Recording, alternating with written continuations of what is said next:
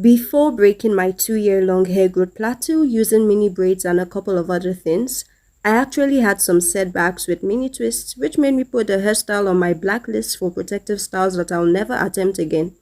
But I was just ignorant of many things, things that I still see some type 4 naturals unconsciously do while complaining that mini twists are a scam. Watch out for these mistakes.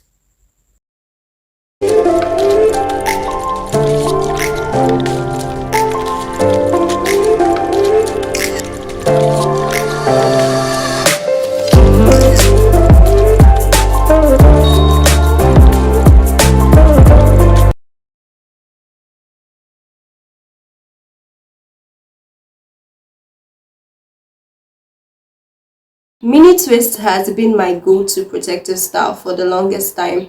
I started mini twist since the beginning of 2019, right after my big chop, and my hair has been thriving. So I thought. At the time, I knew my hair will grow and retain length whether I protective style with mini twists or not. When it comes to the first few years of length retention, I don't like to give the credit to any protective style. I'm sure that even if I always wore my hair out for the first year or two, my hair would still retain those first inches of growth, say like 6 to 8 inches. But anyways, after the first 2 years, hair growth was looking hard, retaining length was looking impossible, like something that just couldn't happen for me. All these setbacks were making me believe more and more that long hair was only meant for a few people with long hair genes. Little did I know that I had it all twisted. And another thing I have noticed is that while blaming things for our failure, we hardly ever blame ourselves. At that time, I would literally blame products I was using. I would blame my genetics. I would blame the weather. I would blame my environment, my schedule. But never for once did I look at my hair routine. I didn't ask myself, what could I be doing wrong? Should I change something? At that time, I would wash my hair with any soap I could get my hands on. I didn't care about sulfate-free anything. Soap was soap for me. Soap is meant for washing. My hair needs washing and soap will wash it. Bathing soap, multi-purpose soap, black soap. Sometimes I would have some shampoo handy, thank God. But did I care if it contained natural ingredients or harsh chemicals? No, that was the problem. I didn't moisturize. Nah, to me, there was no time for that. I used shea butter then, yes, but only when I remembered to. This was my hair 2019, like 3 months after Big Chop. This was my hair 2020. This was my hair 2021, which was the beginning of the long hair growth plateau. My hair in 2022, my hair 2023, also my hair 2023 after I stopped doing mini twists completely for the first time. I did mini braids and made changes to my hair regimen and just see how much length I retained in such a short time. Length that I couldn't retain in 3 years, I did in 3 months. And guys, I don't want you to misunderstand and think that mini twists were the cause of my hair growth plateau. Yes, kind of, but mostly because I wasn't going about things the right way. Mini twists can break your hair if you don't do these things. Number one, moisturize in squeezes. I've seen people who would simply throw in their favorite conditioner, cream, or whatever, rub it in no particular order, and that's it. It's over. You have to let your hair absorb this product. And to do that effectively, you want to squeeze it in just to get it into your strands. And I promise you, even if your hair has a hard time accepting moisture, this technique can improve things, even in mini twists, and it would make products absorb better in your hair.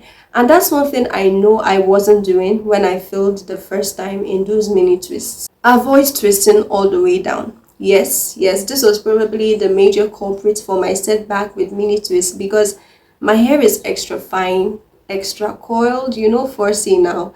Twisting all the way down was a medicine for disaster because once my hair exceeded the 1 week mark, it always started locking up from the ends.